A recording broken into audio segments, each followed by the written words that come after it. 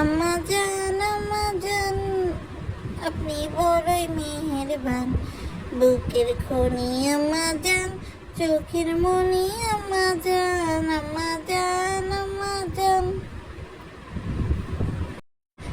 আমি তোমার বধূ, তুমি আমার স্বামী, খোদার পরে তোমায় আমি বড় বলে জানি। আসসালামু আলাইকুম দর্শক, সবাই কেমন আছেন? চলে আসলাম আবারও অনেকদিন পর একটা নতুন ভিডিও নিয়ে।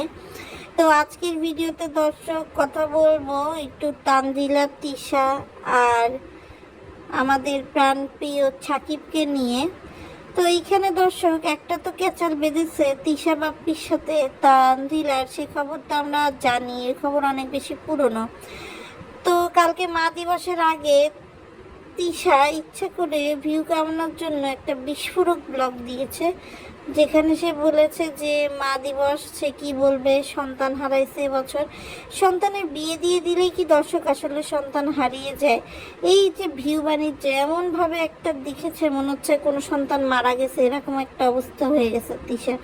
তো যাই হোক দর্শক, এখন যেটা নিয়ে আমি আসলে কথা বলবো সেটা হচ্ছে এই যে তিশা বাপ্পি এদের অ্যানিভার্সারিতে তানজিলা যখন ফাঁকা হাতে আসছিল, এটা নিয়ে কিন্তু অনেক ধরনের কথা, আলোচনা, সমালোচনা হয়েছে। এবং পরবর্তীতে দর্শক যেটা করা হয়েছে যে আপনার এই ঝগড়াঝাটি কথা শোনানোর পরে তানজিলা অনেক দামি দামি গিফট কিন্তু তার মা আর বাপের জন্য, সৎ বাপের জন্য পাঠিয়েছে। এবং পরবর্তীতে সেই ভিডিও নিয়ে অনেক বেশি আবেগ আপ্লুত হলো আমরা দেখেছি। পরবর্তীতে কিন্তু সাকিব একা মাত্র তানকে দিতে এসছে এবং আপনার তানজিলা কিন্তু আসেনি। ইভেনচুয়ালি তানজিলা কিন্তু তার চাচি শাশুড়ি, তার চাচাতো দেবর এদের নিয়ে ব্যস্ত, খালা শাশুড়ি। তানজিলার ব্লগেও কিন্তু আমরা কোথাও আসলে তিশা, তাবিয়া এদের কোনো ছিটাফুটা পাই না। তো দর্শক, এখন যেটা আসলে আপনাদেরকে না বললেই না, সেটা হচ্ছে আসলে অনেকে বলছে যে তানজিলা তো এখন প্রেগনেন্ট, এখন এই অবস্থায় তানজিলার উচিত তার মার সাথে এসে মার বাড়িতে থাকা। কিন্তু আসলে সত্যি কথা বলতে কি, হাজার হলো তানজিলা যেহেতু হাসে মাকুন্দ, সেই কুলফিয়ালার মেয়ে, তিশা কিন্তু চাইলেও বাপ্পি বা নাজমা বেগমের ভয়ে তানজিলাকে এনে রাখতে পারবে না। সবচেয়ে বড় কথা, আমরা যেমনটা জানি যে তানজিলা কিন্তু সাকিবের সাথে বিয়ের আগেই প্রেগনেন্ট হয়ে গেছিল। সুতরাং তানজিলার বিয়ে হয়েছে ডিসেম্বরে, তানজিলা কিন্তু এই অক্টোবরের আগেই দর্শক মা হয়ে যাবে। এখন যদি তানজিলাকে এনে তিশা তার বাড়ি রাখে, তাহলে কিন্তু দর্শক এই কথাটা কানাকানি জানাজানি হয়ে যাবে। কেননা গ্রামীণ মানুষ, তাদের কিন্তু এক্সপিরিয়েন্স একটা আলাদা ধরনের হয়। এই জন্য কিন্তু তিশা চাইলেও তানজিলাকে এনে রাখতে পারছে না। আর এদিক দিয়ে নাচুনি কুদুনি বুড়ি তানজিলা কিন্তু অনেকদিন ধরে টিকটক দিচ্ছে না। যে একটা পাত ফুসকি মারলেও টিকটক দেওয়া শুরু করতো, সে হঠাৎ করে এত পড়ুয়া হয়ে যায় না যে পড়াশোনার জন্য টিকটক দেবে না। মেন কথা, এখন যেহেতু সে গর্ভবতী হয়ে পড়েছে এবং ধীরে ধীরে তার হচ্ছে যে বেবি বাম্প, এটা কিন্তু ধীরে ধীরে ভিজিবল হচ্ছে। এই জন্য কিন্তু দর্শক সে হচ্ছে আপনার আসলে এখন আর এইসব বিষয়ে পার্টিসিপেট করে না। তবে আমি একটা বিষয় দেখলাম যে সাকিব আপনার তানজিলার অনেক বেশি খেয়াল রাখে। তানজিলারা যদিও একটা যৌথ পরিবারে থাকে, কিন্তু তানজিলার প্রয়োজন মতো মাত্র দুটো পুরি অথবা দুটো সমুচা যখন যেটা পারে তখন সে কিন্তু সেটা নিয়ে আসে। আর এখন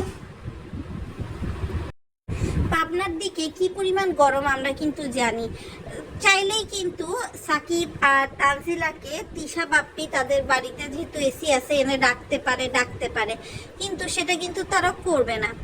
আর এবার দর্শক একটু ঘুরায় পেঁচায় চলে আসি আমাদের মিমবতী মিমের কাছে এসে ডিম্ববতী হওয়ার খবর না শুনলে আসলে হয় না।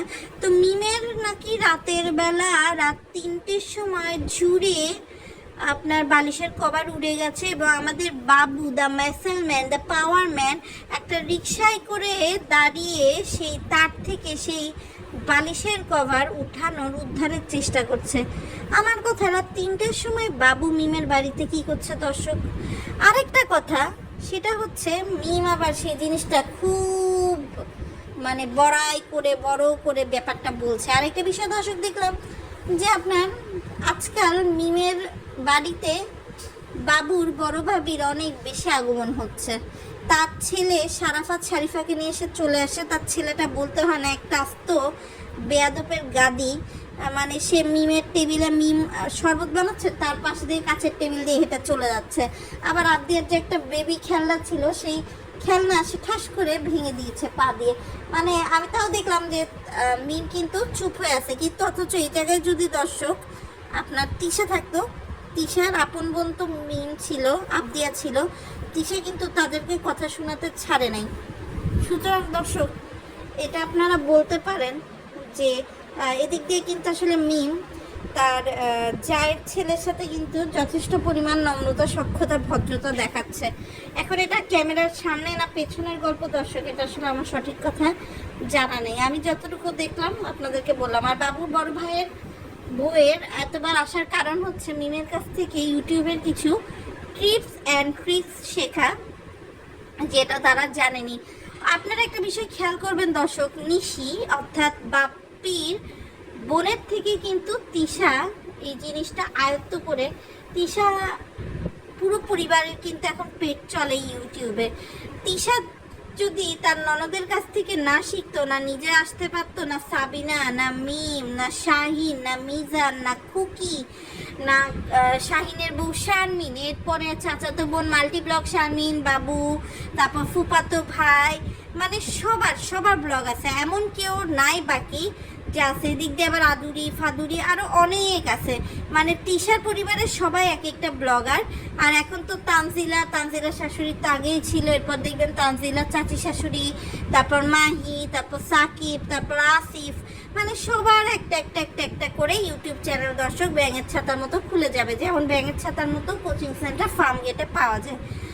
তো যাই হোক দর্শক, এই হচ্ছে মোটামুটি ব্যাপার স্যাপার। আর সত্যি কথা বলতে কি, আমার আসলে এখন ব্যাপারী পরিবারের ব্যাপারে বেশি কথা বলতে ভালো লাগে না। যেমন এই যে সাবিনার কথাই বলি না কেন, সাবিনা নিজে হেলে দুলে এরে তেরে ব্লগ করে, মরিয়মকে দিয়ে টিকটকের ভিডিও করায়, আবার ভিডিওর উপরে লিখে দেয় আমার ছোটো মেয়ে অসুস্থ, সবাই দেয়া করবেন। আরে ভাই, তোর যদি ছোটো মেয়ে অসুস্থ হয়, তুই গিয়ে ছোটো মেয়ের সেবা কর, তুই ছোটো মেয়ের যত্ন কর, তুই ইউটিউবে ব্লগ ছাড়বি আবার তুই লিখে দিবি, তাহলে তো হয় না। হয় দর্শক বলেন, তাহলে কিন্তু হিসাব মেলে না, তাই না? যার যেটা খেয়াল রাখার তার সেভাবে খেয়াল রাখতে হবে। তো যাই হোক দর্শক, এই নিয়ে আসলে চলছে যে বাবু এখন দর্শক ভিডিও দেয় যে বিয়ের আগে বাজার করতে যাচ্ছে, কিন্তু তার মাকে জিজ্ঞেস করলে বাবুর চেহারার দিকেও কিন্তু তার মা তাকায় না। এবং বাবু তারপরও হচ্ছে দামাদামি ছাড়া দোকানদার যা চায় সেই দামে বাজার করে এনে তার মাকে কিন্তু সেই বাজারটা সে দেখায় না, অথচ ভিডিও টাইটেল দেয় যে বাজার করে আনলাম, মা কি বললো, কিন্তু তার মা তো আসলে তাকে কিছু বলবে না, কারণ এরকম কুলাঙ্গার ছেলেকে দর্শক আর যাই হোক কিছু বলা যায় না। তো যাই হোক দর্শক, আজকের ভিডিওটা এই পর্যন্তই। সবাই ভালো থাকবেন, সুস্থ থাকবেন। খুব শীঘ্রই নতুন একটা ভিডিও নিয়ে আপনাদের সামনে হাজির হব। সেই পর্যন্ত আল্লাহ হাফেজ। অবশ্যই চ্যানেলটা সাবস্ক্রাইব করে দেবেন।